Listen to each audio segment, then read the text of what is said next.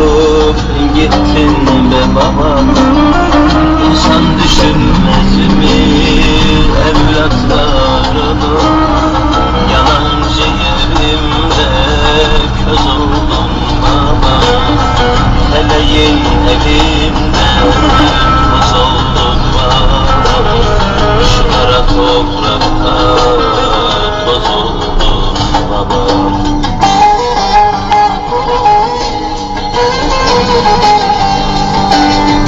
Sigarası sönmez tüterdi dumanı, unutmazdı uzaklarda kalanı.